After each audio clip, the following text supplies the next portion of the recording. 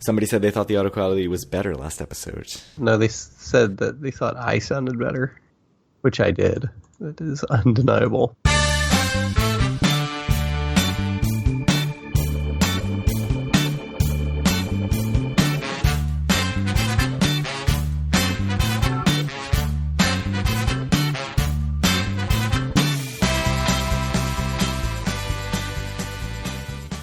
Howdy, it's Thursday, July 12th, 2018, and this is episode 75 of Due for a Win, the Atlantic City and Casino Biz podcast. I'm Kyle Askin, joined, as always, by Craig Stone. What's good, Craig? I wanted to have some sort of special thing for 75 and meaning of 75, but then I just forgot to look it up. So, 75, kind of a round number. Yeah, it's 3 green chips, man. 3 green chips, yeah, indeed. That's not bad. 3 yellow chips and 3 red chips. Sure, for the rare yellow chips. Yeah, everyone loves the yellow chips, man. I do. Yeah, we got to get back to Borg and play with some yellow chips.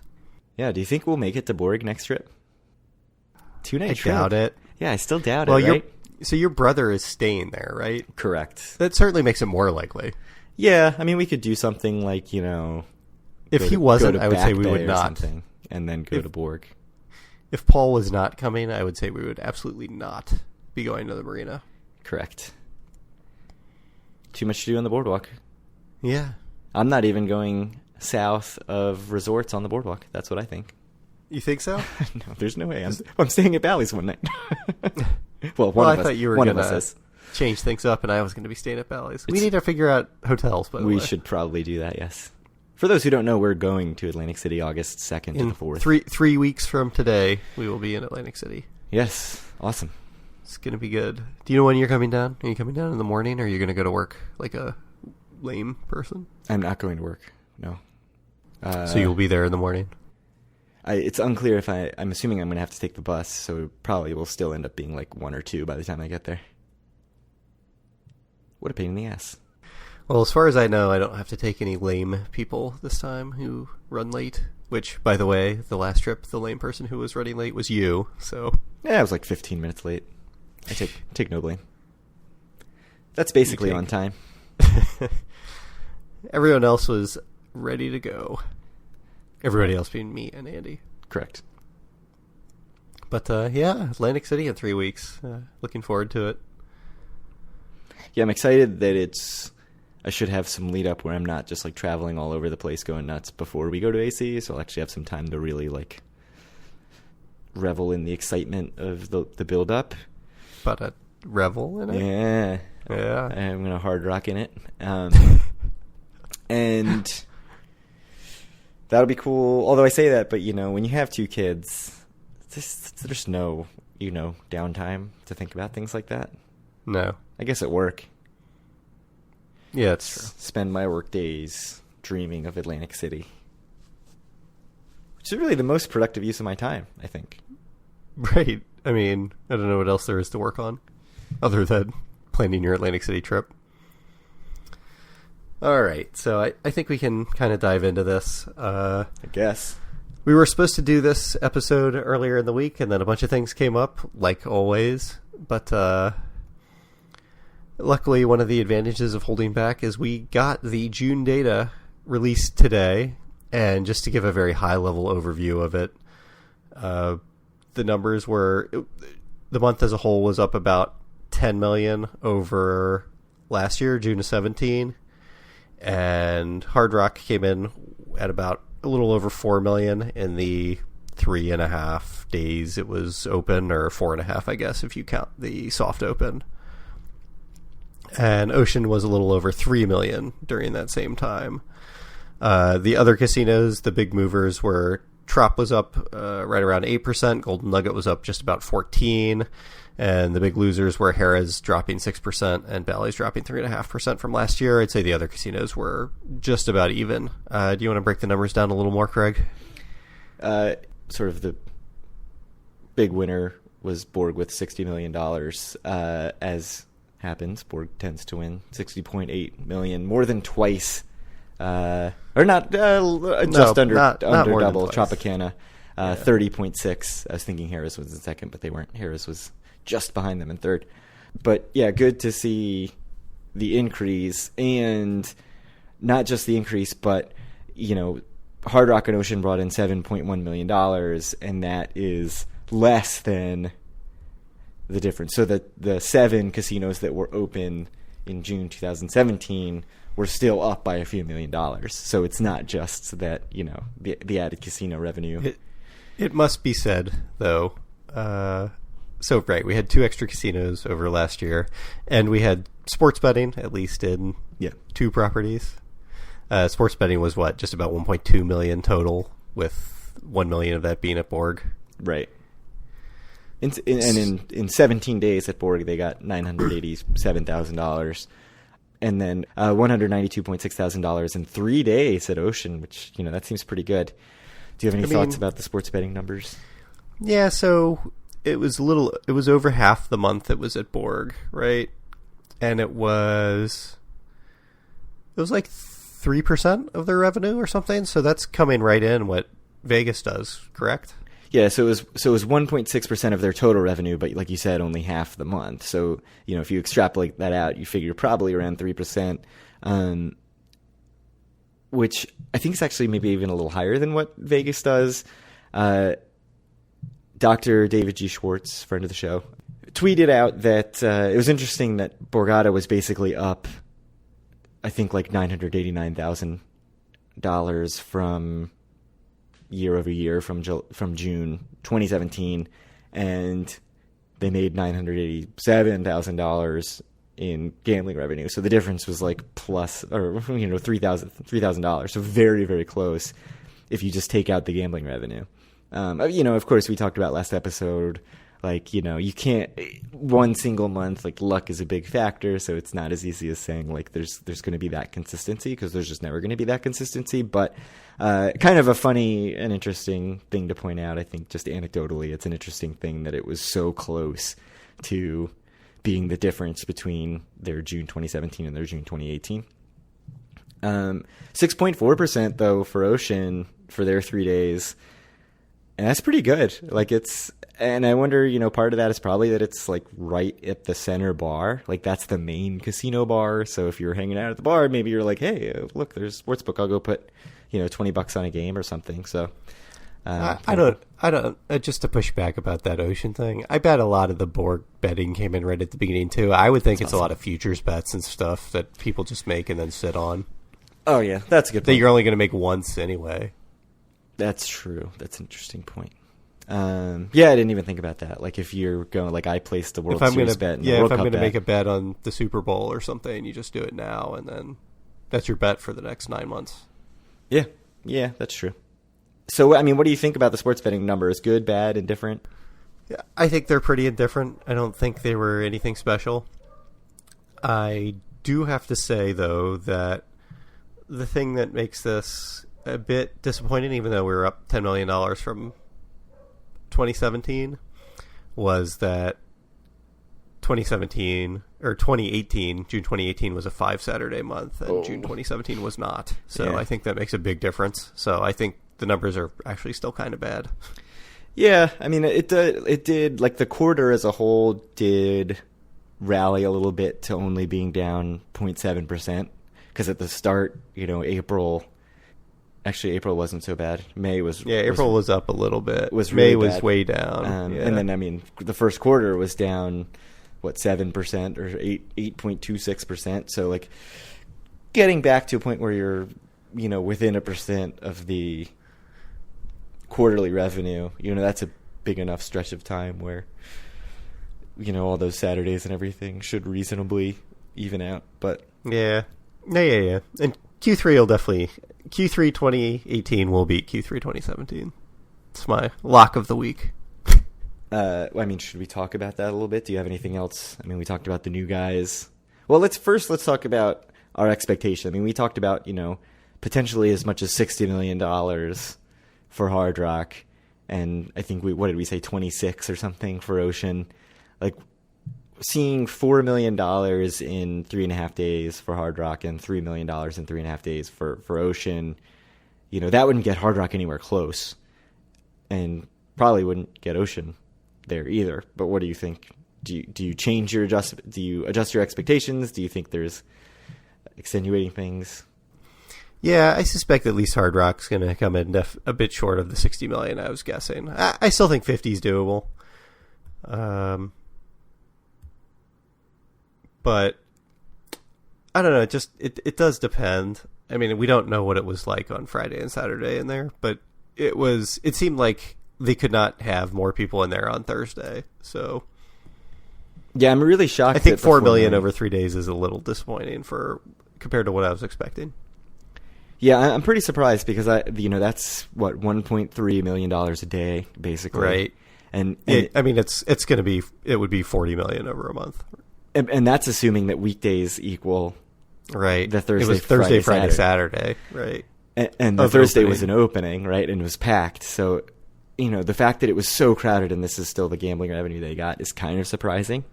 But I expect that also a huge percentage of the people that were there to check it out. Right. Or to get a card, apparently, yes. And to get their free play. And, who knows, maybe that scares off some of the real gamblers who are going. I mean, you certainly didn't play there. And I didn't play at Hard Rock, no. I would say you're sort of the base level of what you'd call a real gambler. Uh-huh. So it'll be interesting. July is really going to be telling, but I am a little scared just because of how crowded it was. Like, I thought the number could be something really crazy for this first 3 days, and like 4 million is not crazy and not even particularly good, I don't think. 3 million for Ocean I actually thought was pretty good. Like, I thought, right. I think that's right in line with what I would have thought. So, going right. for 25 million or something, I think that's pretty good. What's your July guesses then for those two? I'm a little worried. I'm gonna go all the way down to like 45 for Hard Rock. Okay. And I'm going to say like 20. I'll still say 25 for Ocean. I think those are reasonable. That's right about what I would expect now as well. I think Hard Rock could be a little higher, and I think Ocean maybe could be a little lower, but I don't know. We'll wait and see. I mean, we, of course, have no idea, so... Yeah, I mean, these are just educated guesses, but, I mean, the interesting thing for Hard Rock, we've talked about it repeatedly, is they've got this weekend entertainment calendar. And so they should be able to beat the typical weekday numbers that other casinos do. Not that we ever see a breakdown of, Monday, Tuesday, Wednesday, Thursday revenue, but, they should sort of not have those same laws and might be able to do a little bit closer to that $1.3 million a day, even on, a Wednesday night, because they've got a lot of talent coming in and drawing people right. there. And conversely, or not conversely, but, similarly, with those acts, they're also going to make a lot of money on other stuff like restaurants and, tickets and stuff that you don't see in this gambling revenue, or like hotel stays and stuff like that. So what are you expecting in Q3? I think just for who are the winners going to be, who are the losers going to be, and just to run down. So in Q2 as a whole, in terms of revenue, the big winners were Golden Nugget was up about 10%, Resorts was up about 7%, and Trop was up 4%, and everyone else lost a bit. The big losers were Bally's lost around 9%, Caesars lost 7.5%, Porg lost 6%, and Harrah's lost just over 2%.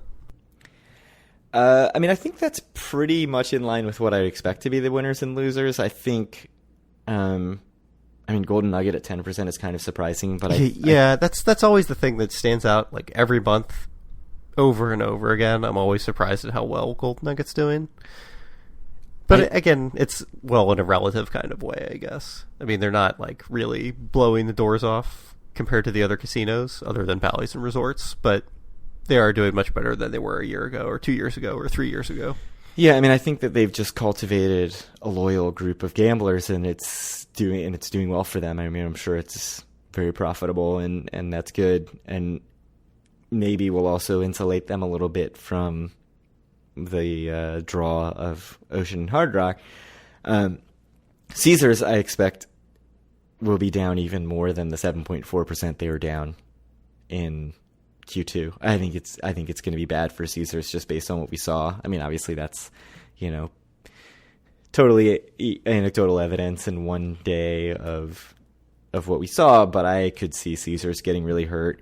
6.4% for Borgata. I could see something similar, maybe even a little bigger from them. I think they could end up being kind of a relatively big loser. Like it's not calling them a loser seems weird. It's really like a decrease in their revenue because I think they're still going to be number one, and if not number one, like very, very close number two behind Hard Rock. But and then Bally's I think is just going to get crushed. I could see like a -10 or more for Bally's. They're not that far off of that for now already. So, what about you? What do you think? Well, how about this? Let me put this on you. Me and you can both do this here. I'll take notes. Is this something we're going to have to come back to 3 months from now? Rank them in terms of Q3 year-over-year percentage gain from 1 to 7. So not the rev. So we're not ranking who's going to bring in the most revenue because that's too easy. This is like against the spread. This is against what they did last year. Right. Much tougher. So I'm ranking the biggest plus, and obviously Hard Rock and Ocean not included. Yeah, Hard Rock and Ocean aren't there's part of this. An NA there. I'm going to say, see, it's so tough because because Golden Nugget was up 10% in Q2. And they were also the biggest gainer. They were the only gainer in Q1. So I don't want to say Golden Nugget, but I feel like I have to, just because the results say that Golden Nugget is doing the best in terms of increasing their revenue. So I'll say Golden Nugget number one, just because apparently their numbers are totally unrelated to anyone else, and they're doing their own thing. I'll say number two is Resorts, which again, same thing as Q2. I'm making very uninteresting picks. Are you going to go? Will you go in the exact same order that they finished Q2? That's a good question. I mean, I could see Trop getting hurt. The question is, are they going to get hurt enough to be, there's a 6-point difference between them and Harris, 6% difference between them and Harris in Q2. And I wouldn't think. I mean, you'd think Harris would be fairly insulated, but they have not had a good year. So yeah, for the gainers, I'm just going to go in the same order. Golden Nugget, exact same order. Okay. No, for the top one, for the ones that are increasing, Golden Nugget, Resorts, and Trop in that order. I mean, do you want to, or should we be alternating, or should I just be? Sure. No, I can do some. I agree with you. I think Golden Nugget will be the big gainer, and then Resorts. Well, yeah, I think Resorts because of their location. I think there could be an argument to be made that Trop could end up beating that. I think they'll beat their 4.1% from Q2. Yeah. I think that the next one is almost certainly still going to be Jerez, just like in Q2. After Trop? Yeah. Whew. Yeah, then it gets interesting. I don't know. Because Borg, they put up such big numbers, so you think they're gonna make money, and they will, but they could make a lot of money and still have a huge percentage decrease, right? Because I think they had a monster Q3. Yeah, it wasn't. I mean, it was only up 2.8% from the previous year. Right. But $216 million in Q3 of 2017. The next biggest was Tropicana with $100.9 million. They just crushed everybody in Q3 last year. Right. Yeah, I mean, this is an interesting one, sort of figuring out who among them. So do you think anybody else ends up actually increasing revenue from? No. Yeah, I don't either. I think Trop even could decrease. I don't think they will, but Trop had a huge Q3 gain in 2017. So that they were up 13% Q3 2017 true. Or no, that was not.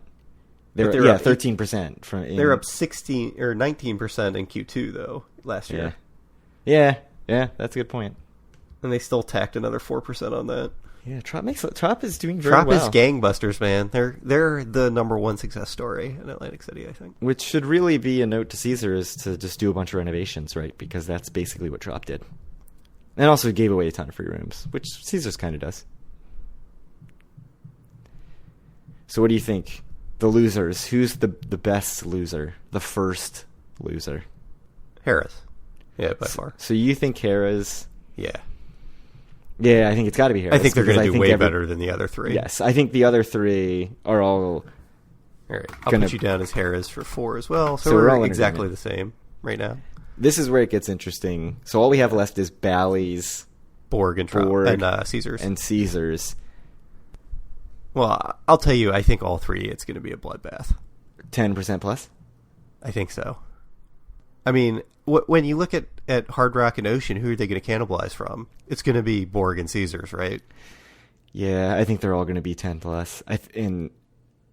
So do you want to pick your number 7 in this order? Who I think is going to be last place? Oh, yeah, let's pick who do you think is going to be the biggest loser, and then we'll go up from there.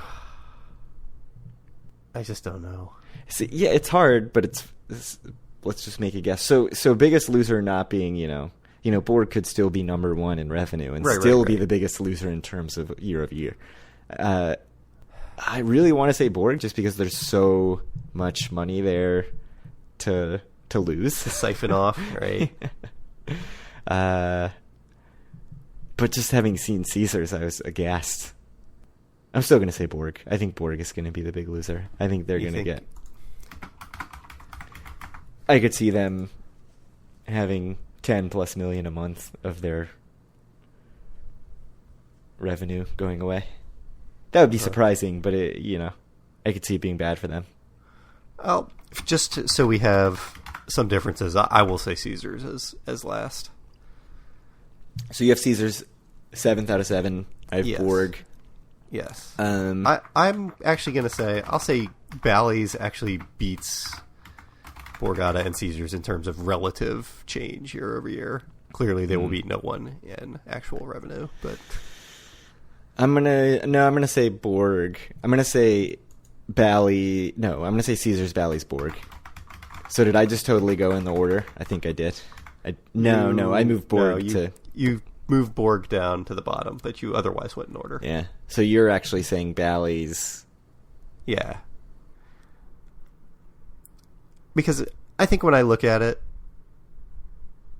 it's just Hard Rock and Ocean, they're going to be taking from Caesars and Borgata, I think. My reason for putting Bally's still in 6th is I think they're losing so much anyway that it doesn't take siphoning off that much to make them lose a big number. So, yeah, we'll see. It'll be an interesting thing to look at 3 months from now. Yeah, that's fun. I mean, my brother asked sort of a similar question, which is like, where does I guess we've lowered our expectations to more like 70 million. Uh-huh. Or a little less. Yeah, like 45 and 25, sure. Yeah. So where does that come from? Is the pie growing by $70 million? I think we both just said no. But like, what does the pie have to grow to? Like, what do you think July 2018 total casino revenue grows by? I could see 25. I was going to go way higher. Such an optimist. You think? I think they could go up like $40 million. And you think it's going to be like 290? Yeah, I could see 285, 290 in that range where more than half of the revenue is like new revenue. Uh-huh. And or not even new revenue, but like more frequent visits because people are excited about it. I don't think that that's sustainable. Like, I don't think that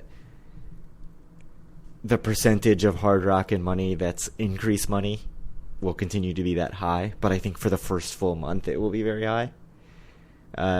So yeah, I could see July just being like a huge gain for resort-wide gambling revenue, and then it settling in more in like certainly September, but even August, and I don't know. So you're thinking we'll see like in the 270s?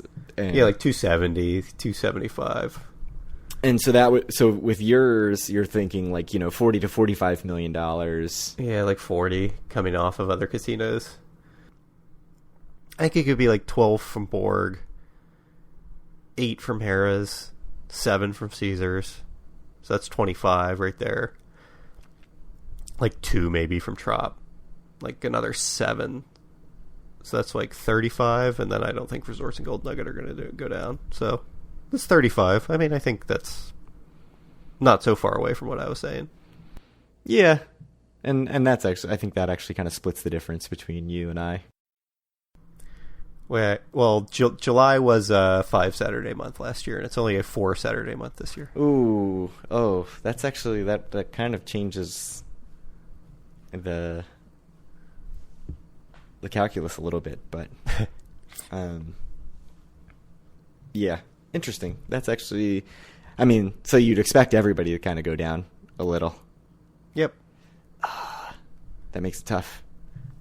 Yeah, so my 40 million new money, I think, is a ridiculous proposition at this point. I think it's going to be more like I think 30 is probably where I've got to adjust to given the Saturday situation.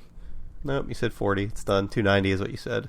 It's written down. Yeah, no, I think it's going to be more like 275, 280, which I think is right what you said.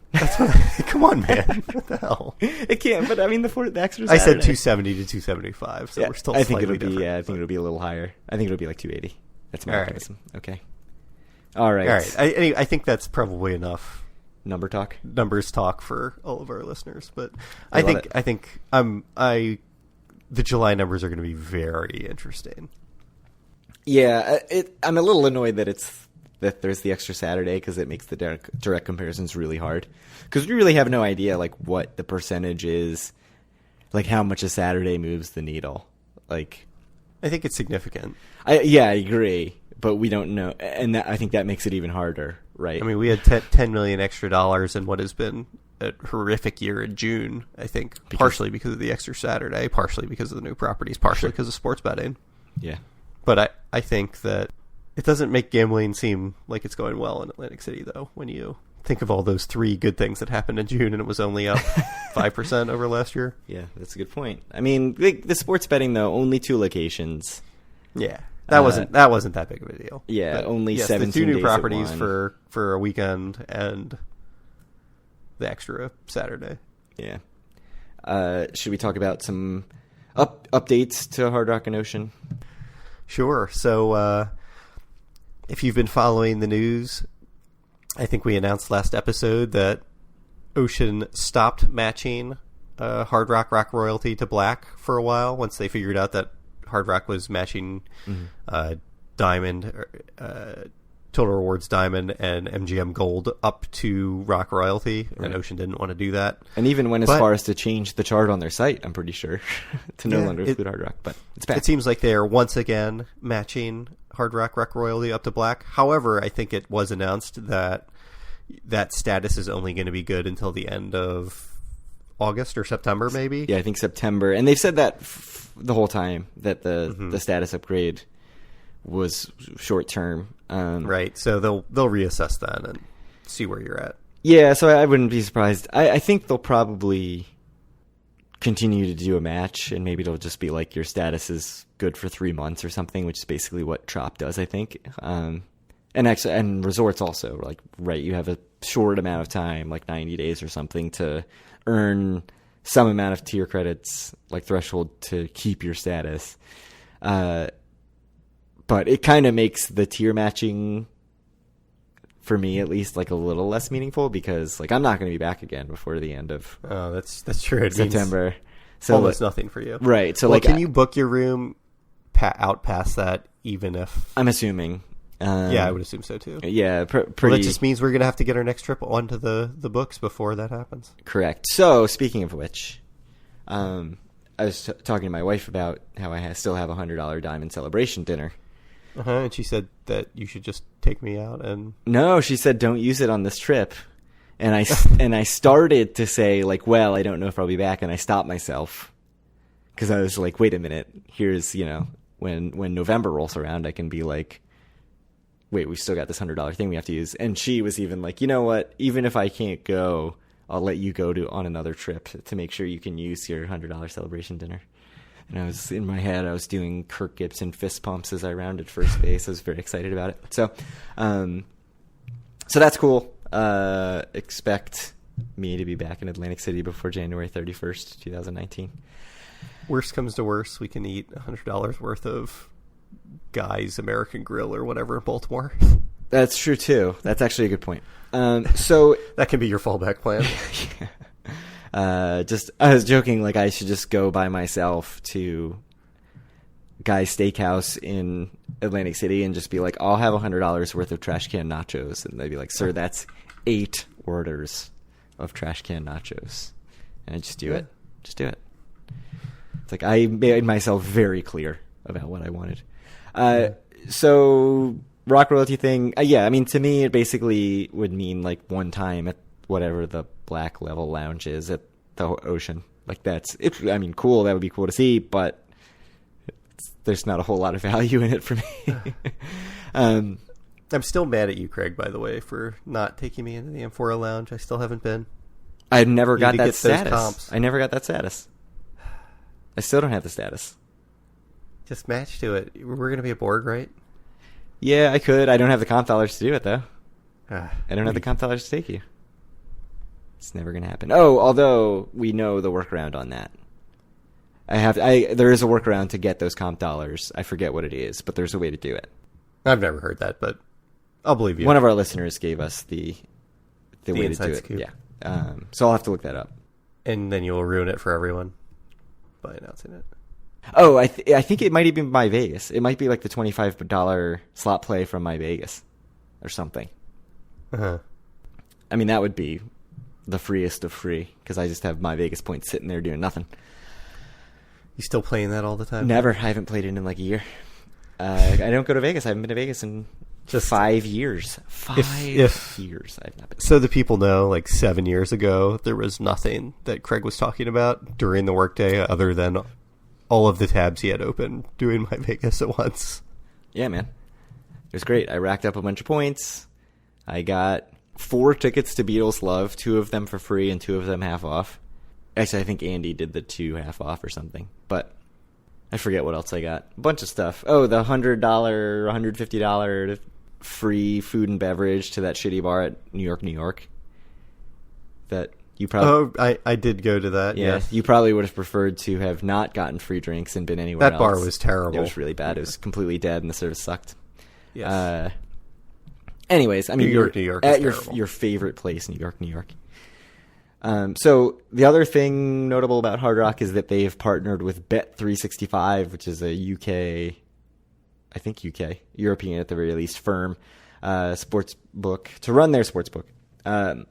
You've probably seen Bet365 advertising in all sorts of Premier League soccer stuff, if that's the sort of thing that you follow. Still has to be approved by the New Jersey Department of Gaming Enforcement, and there is no word on how quickly a book would be up and running at Hard Rock. The big hurdle to me would be that I don't know where they would put a sports book. And they'd have to build it out because there's no space for it right now, right? I totally wrong. As far as I know, I mean, I'm not sure where they would put it. I mean, and I'm not the most familiar with that property, being that I've walked through it once, basically. There's certainly space for it. I should not say there's no space for it. There is no existing race book ready to be converted into a sports. I will say the entire second floor was a bit... There was a lot of space up there. Yeah, it was definitely felt more... I mean, maybe it's just because of the wait for the Hard Rock cards, but it definitely felt like there was more stuff up there just in terms of retail and restaurants and everything than Taj. Because you went up there for Taj, and it was like, why is there nothing here between the escalators up to from the casino floor and the They had White House up there? Yeah, but even walking to the White House, you were like, this is a dead zone. Much like the old Rebel. I think they could put it up on the second floor. I think there's some That's probably casinos in Vegas that do, like Cosmo, I think that their sportsbook is randomly on the second floor. So I think they moved it, but it used to be across from Holstein's. I think it's downstairs now, but I'm not sure. All right. Well, I don't know. When I made a sports bet at Cosmo, which was probably like 8 years ago now, that's where it was. Yeah, it was right next to the entrance to the club. which is where I spend all my time, the club. Yes. All right. Do we want to move on? Talk about some craps? Yeah. So it's been widely reported, I think, on both Vegas Confessions and You Can Bet on that in the Ocean High Limit room, they have 10 times odds available, but you either have to make full odds bet, so put 10 times behind, or you can't make any odds bet at all, which I thought was pretty strange, and it sounds like no one else has really ever heard of that either. But it came out kind of after that all Hard Rock craps tables are either 5 times odds behind or nothing at all, just like the Ocean High Limit room. So no breakage at an Ocean High Limit or at any Hard Rock craps table, allegedly. Yes, I mean, so this is a report from, there's a Coach Kitty article on Travelzork, although she got her information from the inveterate gambler, who is also a Travelzork person, I think. But I'm assuming this does not include the stadium craps, which they do have at Hard Rock. They have like the stadium, like multi-game stadium play of like craps. There's no reason to not include, to not let you bet whatever you want in stadium craps. So up to whatever the max is. So I had never even heard of the no breakage thing until it got mentioned for Ocean. That seems to be the consensus, right? Like nobody had really heard of this as a thing. Yeah, I think on You Can Bet on that, I think they said that they hadn't heard of that either. And they're playing craps, more than just about anybody. But right. I mean, my first reaction to seeing this Hard Rock thing was like, I'm not going to play craps at Hard Rock because of the way I play. I don't ever play 5 times odds. I usually play. I mean, maybe I'll play on the 6 and the 8 sometimes. Well, that's on yes. So maybe I'll play 3, 4, 5 if I'm either up a little bit or if it's a $5 table, which there aren't going to be any $5 tables at Hard Rock, I'm sure. But usually I'm playing something more like half that, like you do like 1.5, 2.5 or something right. like that. And the right. reason, so on a $10 bet you do 15, 20, 25. Yeah, and the reason I do that is because it keeps the winning. Anytime a point is hit, I know that I'm getting the same amount, right? So it makes it very straightforward to make sure that I'm getting paid out the right amount. Which I think I've played enough craps at this point that I could just. If I was always playing 5 times, I think I would be able to figure it out and not be flummoxed. But also like 5 times is just like too rich for my blood, man. Like I'm not going to play 5 times. You're not going to go to a $10 table and play 5 times odds. And most people don't. Like right, you have said that to me before. Like most people do not play 5 times odds. They're playing significantly less than 5 times odds. Yeah, even when I go to a craps table normally, I'm far from the highest roller there. I'm actually usually one of the lower rollers at the craps table, but I'd say consistently I am the person making the biggest odds bets at the table. It's just other people are putting a lot of money on the line or on other numbers or whatever. So I mean, what is the reason for this, do you think? Why would Hard Rock do this? Yeah, why would people put crappy bets out instead of paying instead of odds? Yeah, I mean, that I think is a whole other conversation. But like, why would the casino want to do this? Because if you're encouraging people to make a 5 times bet, you're encouraging them to bet more on the thing that is a break-even bet. Yeah, unless they think that just people aren't going to take odds, which would be good for them, right? Yeah, true. But I would think that people who take a little bit of odds would be more likely to just say, "Ooh, I don't want to do this. Like, I'm just going to go somewhere else and play craps because it's not like there's no competition in AC." Or they'll be like, instead of taking odds, I'll just bet the 6 and the 8. Right. Or I'll buy the 4, or I'll whatever. Yeah. Unfortunately, I think that's... Or I'll make a comebaut, or, probably what will happen. Because I don't think the average player, like, as much as we talk about, knowing that it's a 50-50 bet on the when you're backing up your bet on the pass line or the don't pass, like most people I don't think really think about that. Right. Like anybody who listens to the show is probably a highly informed gambler, like way more informed than the average person. And it's funny because I have said many times I am a unabashed low roller, but and even like don't particularly know the rules as well as maybe I should, or I don't know the math as well as I should, but I at least understand which bet is better than other bets, right? And I think most people probably don't even understand that. And that's why you get things like 6-5, where people sit down at 6-5 and like don't even understand that it's worse than 3-2 blackjack. So, yeah, I mean, I think that's part of it. My guess is that they are hoping that it means that most people don't put anything on the backup, like don't put any odds bet at all, and just say, well, whatever. If I have to put 5 times, I'll just put nothing, which is unfortunately probably the case if I had to guess. Right. I mean, if you think about it, if you're a player with an infinite bankroll, like it doesn't matter at all to the casino what their odds are. It could be 0 times odds, or it could be 1,000,000 times odds, and it doesn't affect their bottom line because odds is an even money bet. It just affects in the long run. Well, I mean, mathematically it's an even money bet. It just affects if you come in with $200 and you're putting a bunch of money on odds. Like it's more likely that you're going to win money than if you come in with $200 and make a pass line bet and place the 6 and the 8 and buy the 10 and make a comeback or whatever. Because all those bets they're not even money bets. Yeah, so by putting a ton of money on the odds, you are bringing down your total house edge for all the money that you have on the table. Correct. Because that is a break-even bet, and everything else on the table is not a break-even bet. So initially, when we were talking about this, I was sort of like, is the casino neutral on this? Like, it feels like they shouldn't be because it's bringing down your house edge. But really, in the long run, like, they probably are. In terms of how much money they make on a 7-out, well, in terms of how much money they make in the long run, like, they're just making whatever their percentages on the pass line bet. Right. So, I mean, it's like the odds don't exist. So it's sort of like, annoyingly, this sort of feels like a can't lose for the casino, because like in the ideal, well, they lose if people are like, fuck this and go play somewhere else. That's the only way they lose with this. They win if they want you to make other bets instead of the odds bet. Right. They win if you decide they don't care at all if you decide to bet no odds. They win if you are like, oh, well, I'll just put more money in the pass line, or I'll put more money anywhere else. And then they're totally happy I'm sure about the dealers not having to deal with a bunch of different bets. Like, basically, if you have odds, it's this amount that you don't have to worry about all this other, making sure that somebody has 2 times or 2.5 times or whatever crazy crap I'm doing. So it's interesting. I hope it does not catch on, because to me, like, I like reducing my overall house edge, but I don't like betting so much that you don't like max odds.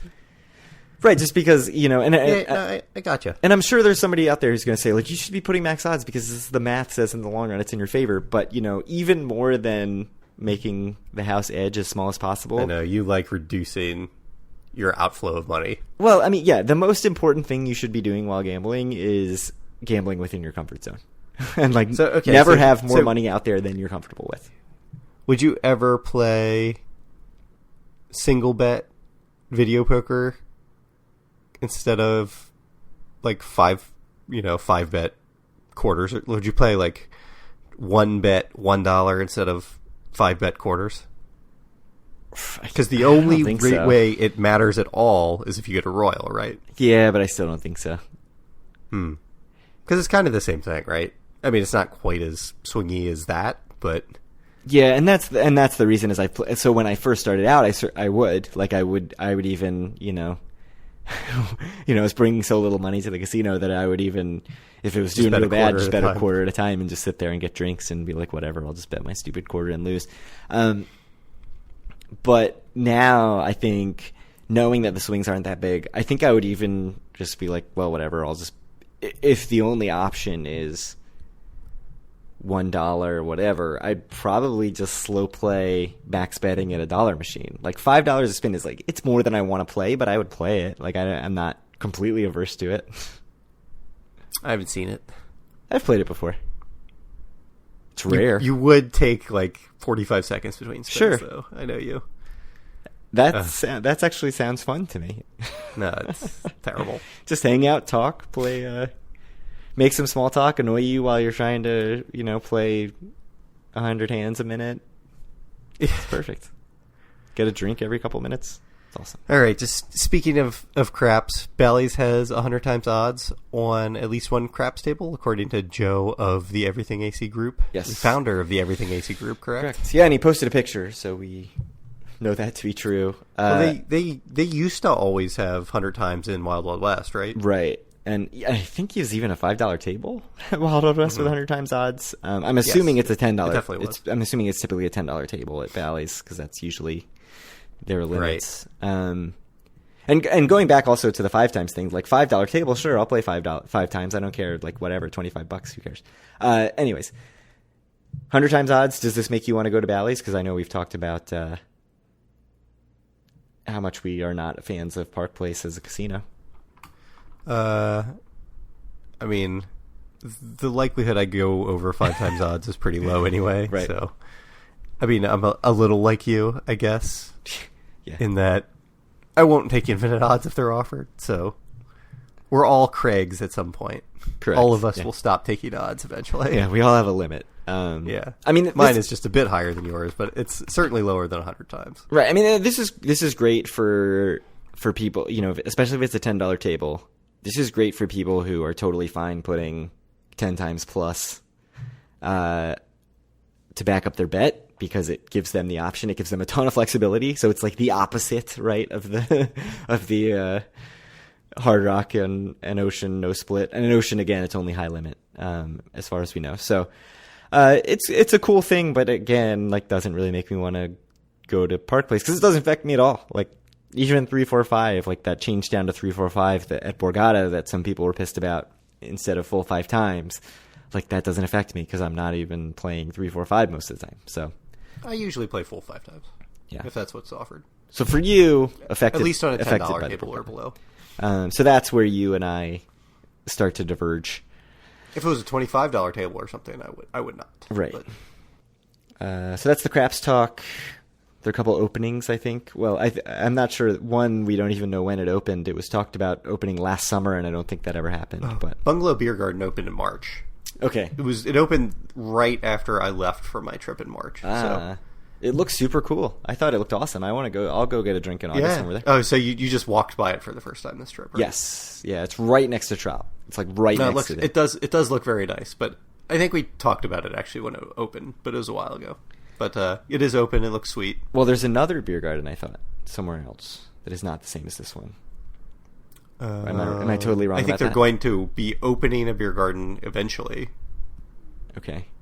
All right. But I don't think there's another one as far as I know. Anyways, looks cool. Want to go. We should get a drink there. Sit outside. Yeah, I think they were talking about opening a beer garden up near Piccadilly and Irish Pub, but I don't believe that there is another one open now. But yes, also this is much more up your alley than mine, but Starcade opened at Showboat on June 30th, which is a retro arcade with a bunch of old games. There was no game list posted, but you looked at the picture, I guess, and saw Miss Pac-Man. Is that correct? Yes, my favorite video game of all time, Miss Pac-Man. Only if it has the speed up chip in it. Slow Miss Pac-Man's the worst. There may be like 3 people who know what I'm talking about. But one of my favorite things to do, and one of the only bars I go to regularly, is Barcade in Manhattan. There are multiple barcades in Manhattan. But just, I like retro arcade games. I like it more when there's really good beer list, which is the big advantage of Barcade. I'm assuming this Starcade doesn't even have beer, at least as far as I've seen. I would like to see a game list, and it definitely is just a bunch of old arcade games and pinball machines out on the casino floor next to the Mr. Cashman signs that still have not been removed at the Showboat. So I don't know if that would just be depressing, because I'd be playing, like, Centipede or whatever and thinking, like, I could be playing Mr. Cashman instead. But I don't know. I mean, I would go, I guess, if it's cheap, and it is fairly cheap. It's $12 for an hour, $40 all day.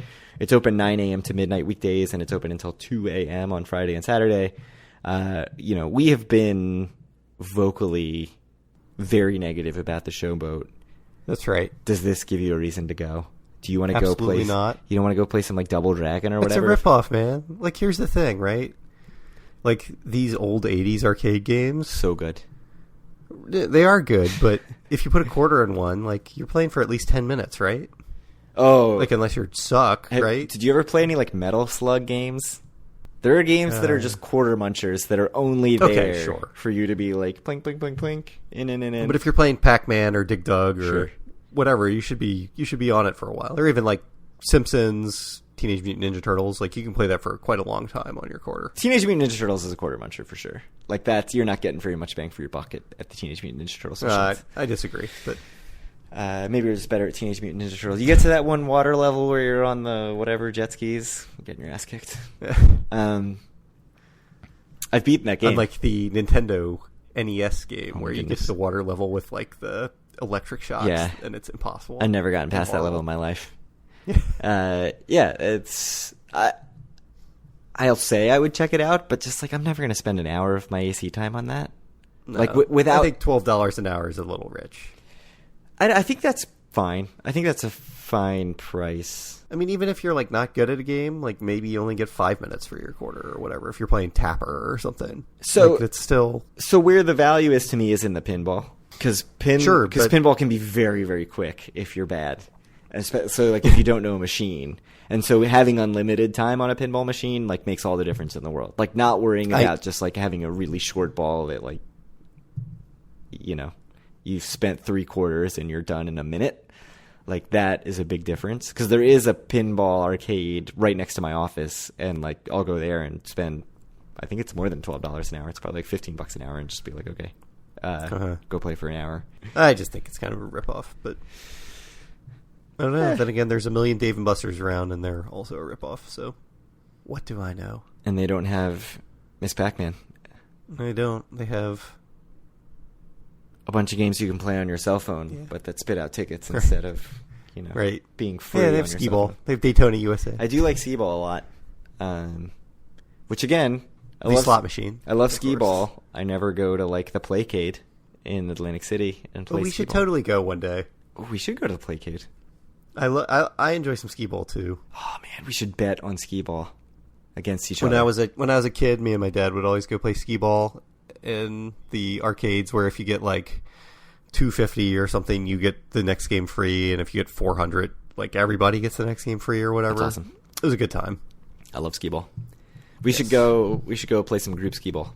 All right. Anyway, too expensive. But speaking of both beer gardens and us being down on Showboat, I had quite a chuckle last time we were there as we were walking by the Pier AC, which was in an incredibly heavily trafficked area now, and it just looked like a dump. Is it even open? I didn't even notice. No, it it's was not open anymore. It's literally like a place that Bart Blatstein was putting trash, it looked like. Awesome. So like literally I mean- a dump. Yes. An actual dump. Yeah, you weren't just saying literally as like hyperbole. No. No. I didn't mean it figuratively. I mean, it looked like a literal Amazing. place where trash was being kept. Interesting. Yeah, I didn't even look. I didn't even turn my head to look at it. Probably walked past it 6 times. I It's- didn't even look. So bad. Disappointing. Use your space wisely, So- people. Showboat is terrible.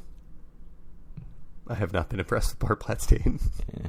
Something's got to happen. All right. So I think the last thing we want to talk about tonight is just a little bit about how Hard Rock and Ocean change the landscape of Atlantic City for us, and what changes it's going to mean for where me and you play, Craig. So what are you thinking?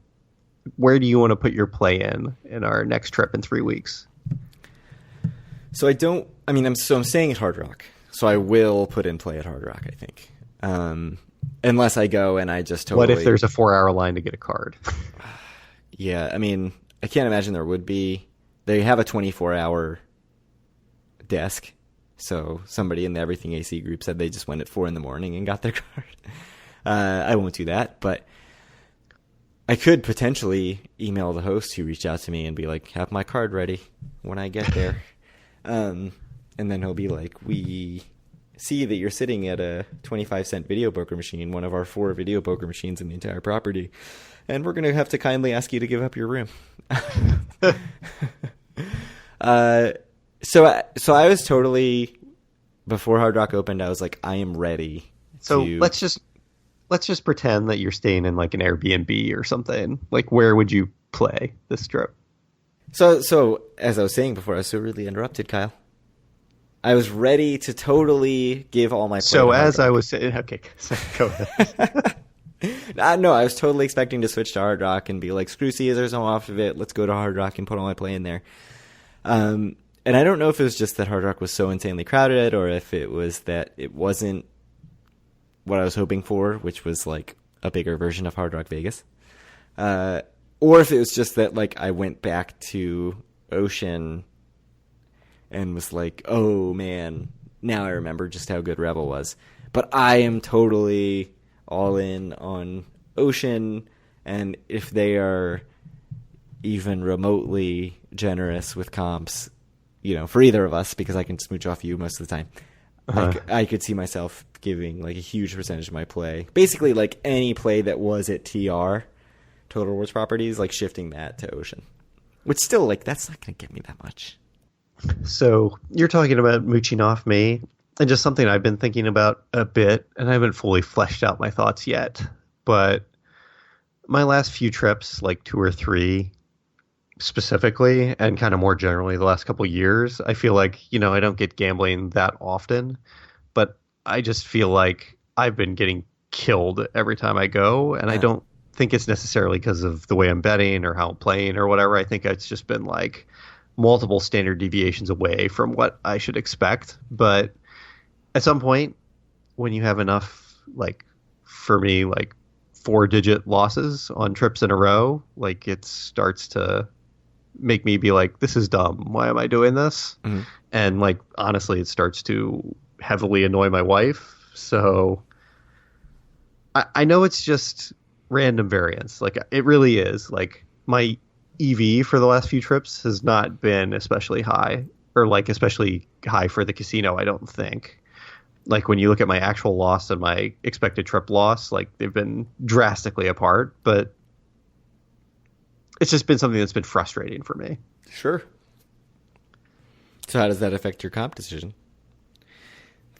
Well, I just brought it up because you said you were going to mooch off me, and I don't know. I mean, I don't know what I'm going to do. I don't know if I'm going to step it back.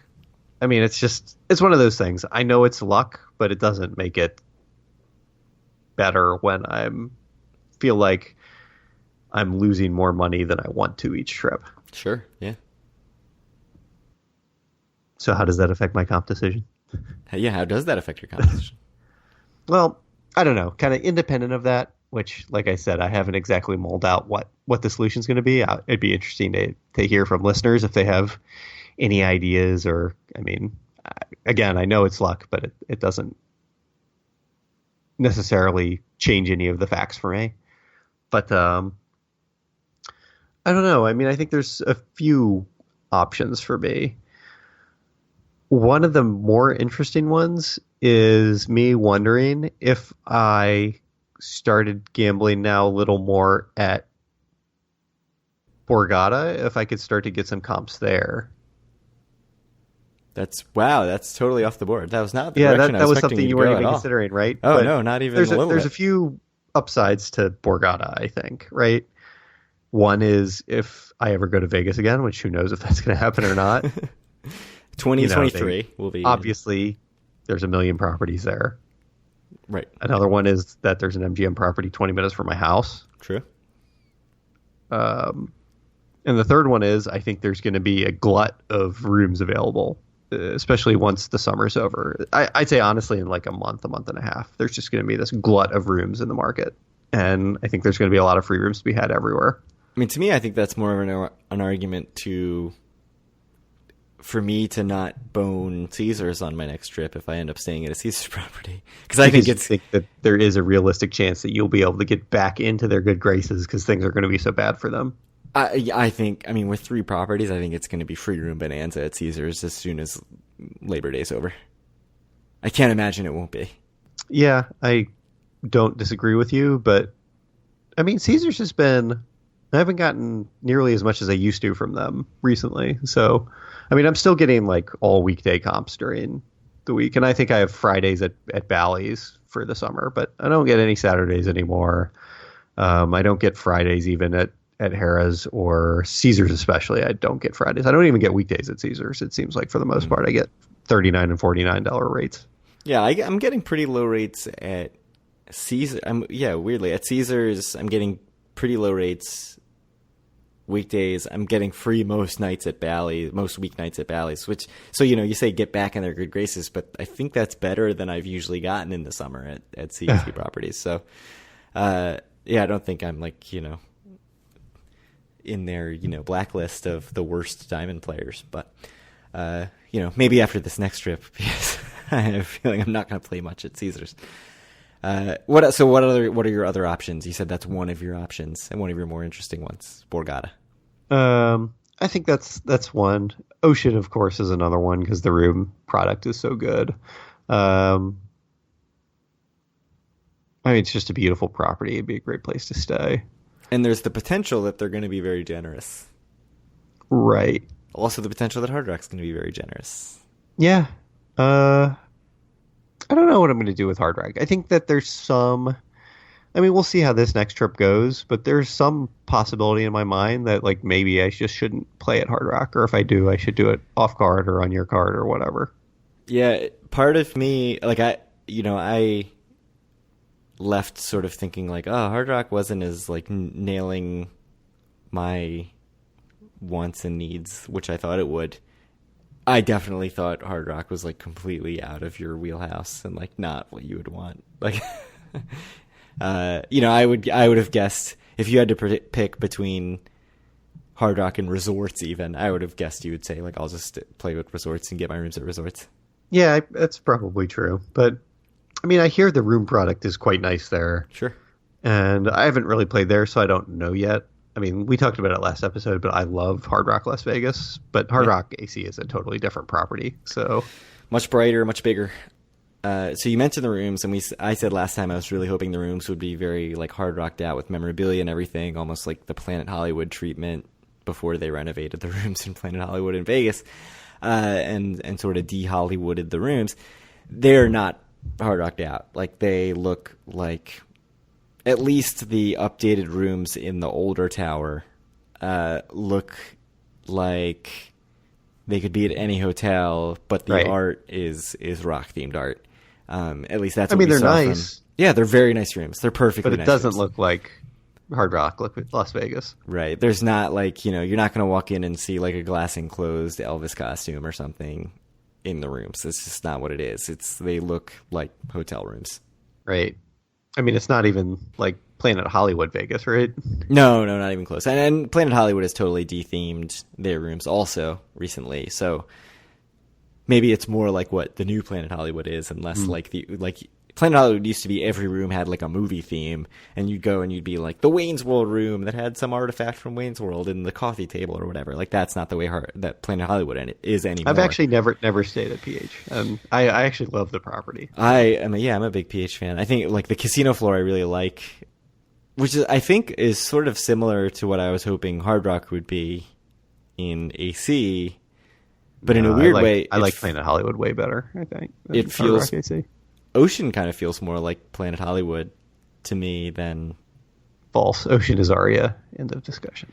I don't know. You get the, like, royal jelly, and the, like, whatever the hanging things over the casino floor are very Planet Hollywood to me. But anyways.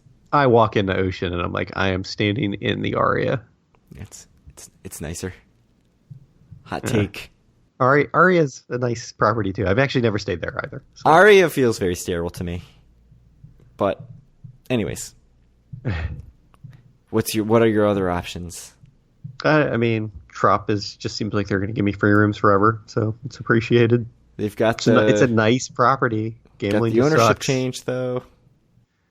Yeah, I know when we talked about it, I said that, I'm normally, when they try to give good news during something like that, I'll believe it when I see it. But even the bad news they gave during their, like, the ownership press conference, where they said they're going to be much less giving of comps, I'll believe it when I see it. I think that this is not the winner to try to hold back on comps in Atlantic City. Yeah, I know originally you had said, like, you actually do believe it when people say on a conference call, like, hey, we're screwing you over. but I don't believe it in this specific case. I feel like they are doing so well right now, and in an ecosystem where there's 2 new casinos, a ton of new rooms, you've got this enormous property and just an unbelievable amount of room inventory. Yeah, it's you've such just a big property. added the Chelsea Tower and the annex. Like to be like we'll operate at 40% capacity on a weeknight. Like that's just such a bad idea. Like I can't imagine that. I mean, you can do it. You can shut down whole towers, and Yeah. they probably will in the off season shut down a couple towers. But Sure, we saw that certainly in the recession. The water Right. club even wasn't Yeah, open water on, club on was- weeknights, and closed on weeknights in the off season. So yeah, it just seems like. But it seems I like think that's, I think the Ocean Tower is also usually closed in the off season, at least during the week, as far as I know, in Caesars. Oh, really? Yeah, I didn't know that. I think so. Yeah, I mean, it'll be interesting to see with them. I keep feeling like I need to get out of the TR ecosystem, but then I think like when I actually type out what my gambling is, it's like I'm not going to get good offers anywhere for this, right? So like, Drop. right, like Trop is the only place that's like that generous to low rollers right now. So Resorts is fairly generous too, yeah, I mean, and I do really but like they're not Resorts. even they're not generous to me like Trop is. I mean, and I think, and maybe if we're going to get strategic about it, like one of us should gamble on the other one's card at Ocean, and one of us should gamble on the other one's card I at should Hard Rock. gamble on your card at Hard Rock, and you should gamble on mine at Ocean, probably. Yeah, and basically, like, we'll never, as far as either of those other casinos are concerned, like, we don't exist. Like, Right. like I don't exist at Ocean, you don't exist at Hard Rock. We'll deal with our comps, like, and the advantage of that is, if I am getting at least reasonable room rates by myself, then, if I'm going with just my wife, I can at least take her to a decent room at Hard Rock for a reasonable price. You can go to Ocean and get an amazing room at hopefully a good price at Ocean. So, there certainly are advantages to that, and even like Paul, my brother, staying at Borgata, like there's no reason for me to put my You should my just play on my Paul's wife card. card in a machine at Borgata. It makes no sense. I think he's said the same thing about Hard Rock. Like there's really not that much reason for him to play on his own card at Hard Rock unless he's totally blown away by the property. And I think he's already He won't be, I don't think. Yeah, sight unseen. He'll I be think, more impressed with Ocean, I think, than Hard Rock. I could totally see him being on board with Ocean. And he sight unseen, I think, has said the same. So, yeah, I mean, it'll be interesting to see. The other thing is just, the other option that we haven't discussed as we talk about strategizing is just throwing all strategy out the window and saying, like, look, we're going to play where we want to play. We're going to casino hop where we want to casino hop, and give us what you're going to give us. And that's really what I think we should do. That's how we've lived our lives, our whole gambling career, right? It's always worked out. There's always been plenty of free rooms to be had. Yeah, and I think there's not going to be fewer free rooms in the future until casinos close again. Right. And there is a weird thing of, feeling like you don't owe a place any kind of play is a nice feeling. Yeah. Let's Right. just do what we want to do. I mean, there was even a thought, and I know there are people out there who are, comp optimizers who are like, oh my God, you're just like, there's simple things that you just aren't even doing, which is like, sure, that's true. It's absolutely undeniably true.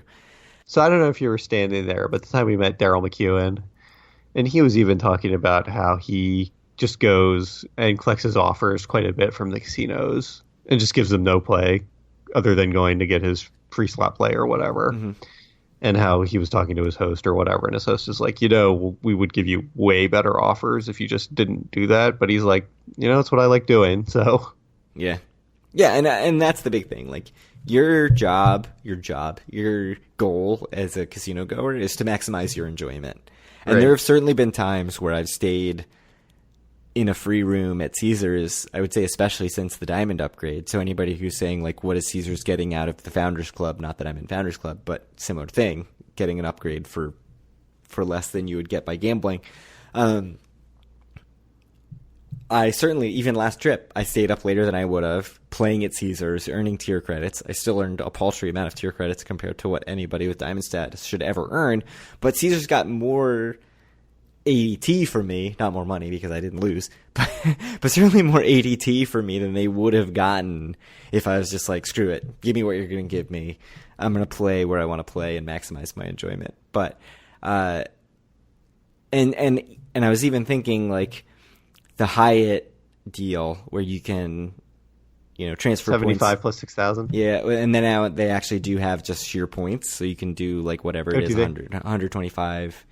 Is that what it is? Or 12,000 points, just straight up, no cash on the side. Oh, that's 12,000. That's not bad. No, it's not bad at all. It's a good deal if you have the points. I don't have the points right now, but You used all your URs. Yeah, on an Ireland trip. But the advantage of that is that it's disconnected from your comps, right? So you can just go have that room and not feel obligated to play at all and just play wherever you want. So like when you're considering this whole comp thing, if there are cheap rooms and that you're fine with, don't be like, well, I can pay $100 something in points to be at Ocean in an amazing room, or I can get a free room at Bally's where I'm going to feel obligated to play and get 200 tier credits or whatever, or 500 tier credits or more. Although don't do that. Don't feel obligated to give Bally's 500 tier credits. You'll get a room for way less than that. I went to Bally's and got my free slot play and left. That was nice. That's how extent you do of my Bally's. transaction with Bally's last trip. Just think about your value. Like think about what your maximum like utilization or whatever the word is that you always use. Right? Like what you're feeling the best value is. Utility? Yes, utility. Yes. Yes, that's the economics term. I agree. And I think I think I'm horribly bad at that. Like cuz we've talked about that. Like the comp, that seeing that $0 or that comp in the calendar is so tempting. And I when I thought more about it, I was even like, should I stay instead of staying Thursday in a CET property for free? Should I pay $125 or whatever to stay at Showboat? Which I know like sounds terrible, right? Like Showboat. We've certainly talked shit about it. I know I like the rooms because they're the Showboat rooms. Showboat, back when it was CET, puts you right in between Hard Rock and Ocean. So like the room move is not bad. Where I want to spend most of my time, you're right there. So it's just a question of like, is the $125 value of being totally, and it's a non-casino property, so you owe them nothing, right? Like you don't feel any obligation to play anywhere on that, which is nice. I don't think it's worth $125 difference, especially because I'm at a point where I don't particularly care if CET just cuts me off. Like, whatever, I can pay for a room somewhere else if I have to. But it was interesting, just an interesting thought exercise of like, what is the value to me of being free of this sense of like, well, I need to make sure I still have that, comp app option in my back pocket. Then again, you are a notorious overanalyzer, so. Am I? I'm sure you'll just be churning it over in your head 2 weeks from now. Why would you say I'm a notorious overanalyzer? I feel like you are. It's just like your 8 circles you do of the casino before you do anything every time you go in. And oh, man. We'll talk about this after the show. Are you offended? Not at all, but I have anecdotes that I don't want to get into here. Okay. Anyway, speaking of after the show, if you want to join us, do so at our Facebook group, facebook.com/group/doforwin. You can find all of our great content, which is our podcast at doforwin.com. You can find our podcast on iTunes, Stitcher, Google Play, TuneIn Radio, doforwin.com, and definitely not YouTube. You can reach out to Craig at on Twitter at doforwin, or send him questions at doforwin@gmail.com. You have any last words, Craig? Follow our Instagram, also doforwin. Oh, yeah. doforwin on Instagram. It's good. I do have something I want to talk content about a bit. So if you thought you were getting out of this easy, it's probably another 5-minute conversation. But I thought I was done. I've been thinking a lot about the Facebook group. And how awesome it is? Huh? And how awesome it is? Yeah. And, it's definitely something that's grown a lot. There's probably like 1,500 people in it now. but I feel like the content isn't what it used to be, and I think I said this in episode 50 as well, right, as one of my big regrets. And I've been considering for a while, maybe, if I talk to you about it, Craig, since you certainly have a 50% share in the say of this, but maybe making it on basically approval mode, where new posts have to be approved by an admin to make it on the page, and what that would do to the group.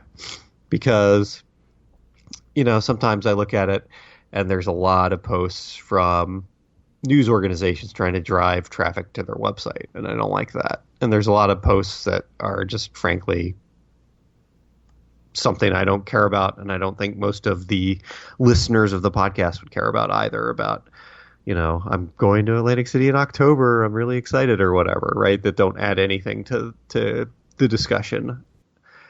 And I don't know, it's something I've been thinking about, and I'd like to hear input from you guys, what you think. If we did that, I think we'd have to add a couple more admins, because I'm certainly not on Facebook very much, and I don't think you are either. So I'd want to make it so that there's not a huge delay in getting posts up if you post something. But I don't know. What do you think, Craig? So I actually have a counterpoint to that. And Okay. and if people want that, I'm totally on board with it. If people want a more focused group, I'm totally fine with that. Let us know. And I have no problem with going in that direction. But I think the issue is that the way you are hoping the group will be is not the way people use Facebook. And and to me, people don't separate I'm in this group versus their personal Facebook page. So when somebody posts, I'm excited to be going into Atlantic City in October, it's that they're excited about it, and they're excited to share it with a bunch of people who they know like Atlantic City, even if it doesn't really add anything. Or if you post a picture of yourself in your room at Harrah's, just because you're excited and you're like, hey, look, I'm in AC. Just to that's how people use Facebook. And so even though you sort of think that's not what the group is for, that's maybe what your personal page is for. The average person doesn't separate out the group from the Facebook use. If anything, they sort of think, hey, this is how Facebook is used, and now I have this extra, niche place to share this where everybody cares about Atlantic City. So I'd be a little concerned about about basically saying hey, we know you're excited about AC and you want to post a picture of yourself in front of, the Golden Nugget, or you want to say how you're going to AC in 3 months, but you're not actually asking any questions or going to post or adding anything. 7 links to your articles in a week. Well, that's a different issue entirely. But I'd be very worried about sort of shutting off people's excitement about Atlantic City. And yeah, I don't think links to articles about, certainly about, murders in Atlantic City or whatever. I don't know if we've had that. Oh, we have. That stuff is that not... person has now been kicked from the group for the second time because the lesson was not learned the first time. But I think that's a separate issue than people who are just posting their just general excitement that quote unquote doesn't add anything. So here's the thing, Craig, and it could be. I mean, there are 2 ways to look at it, right? And I think you're looking at it the way of, this group is for people on Facebook who are excited about Atlantic City, and they want to share that, right? And I think that's fine. But to me, the Facebook group is about the listeners of the podcast and what they want. And I think these people that are posting stuff that I personally find irrelevant for the most part are not listeners of the podcast. So, I mean, this is an ongoing problem, I think, for anybody. Certainly the 500 group, anytime they post an episode, anytime Tim Dressen posts an episode, a bunch of people respond with oh, there's a podcast? And it's yes. What do you think 500 by Midnight is? And that's an issue. But I don't know. I mean, it's kind of a question. And I think democratizing this is probably the way to do it. Do people who are listeners of the podcast, and that's why we're talking about here and not posting a poll in the Facebook group, do people who are listeners of the show want the Facebook group to be for listeners of the show, or do they want a general AC place to talk about Atlantic City stuff? I mean, just for me, and like the thing that gets me is like when I log into Facebook and I see like, you know, I'm a member of a few groups. Like anytime I see that there's like 15 posts in a group, I'm just like, come on, man. That's a lot to put on me. Doesn't bother me. Yeah. Like that's the thing that gets me, and that's what I'm trying to prevent. Like it makes me feel like burnt out after I'm done going through like all the old posts, especially of groups that update a lot, especially when I feel that it's low quality content. Yeah, I mean, so this totally separate issue. Part of my problem with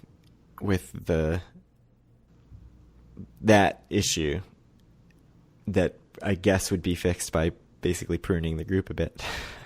And I think if you're basically going to say, like, we're going to mute, like, not kick out, but, like, not approve posts that are not relevant, and effectively what you're saying are non-listeners, like, you're going to have basically silence 1,000 people in the group.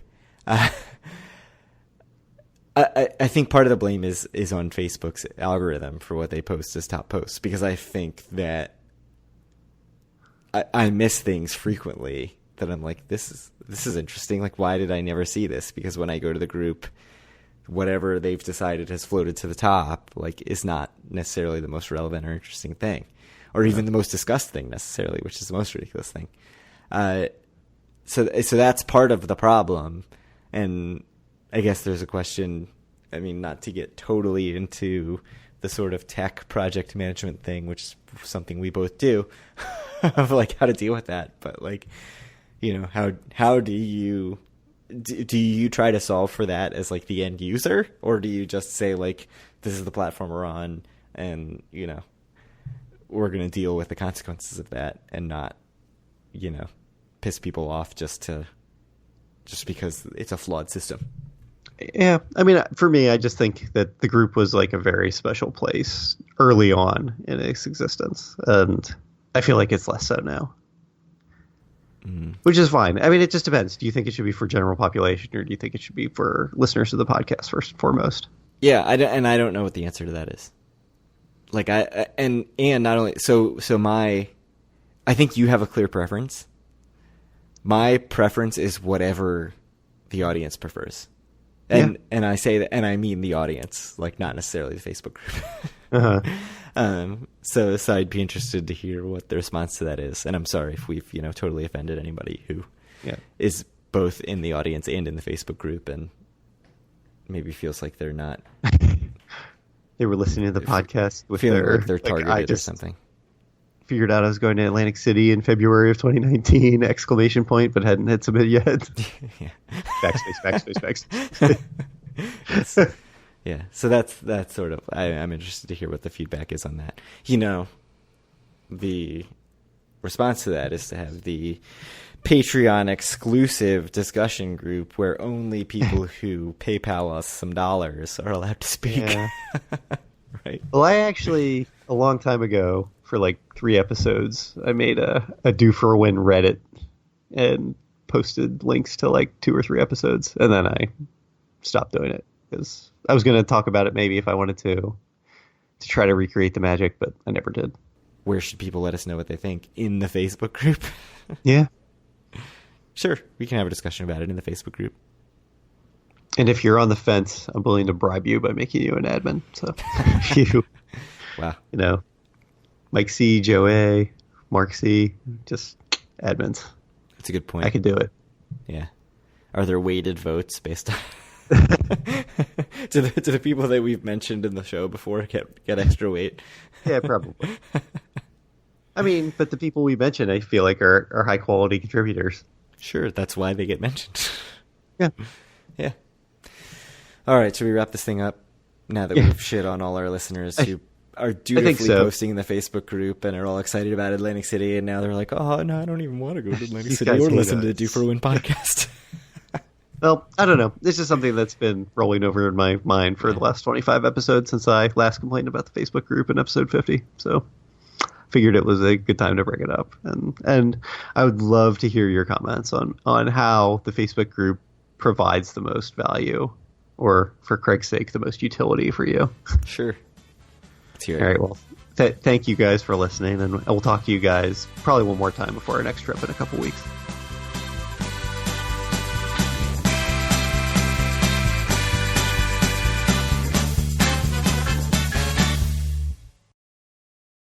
Should we actually invite people to Atlantic City with us in 2 weeks or 3 weeks? 3 weeks. Under 3 weeks, right? Like our friends, you mean? Yeah. 3 weeks exactly. Don't they know about it? I don't know. Just Taylor. No one ever invites him to anything. He was like your OG buddy. Andy cannot go. Yeah, I know Andy can't go. I'm assuming Dave can't go. I have a hockey teammate who's considering it. But Sweet. And Paul. But I might be... Oh, Paul is going. I might be kicked off the team by then, so who knows? Because you suck. Apparently.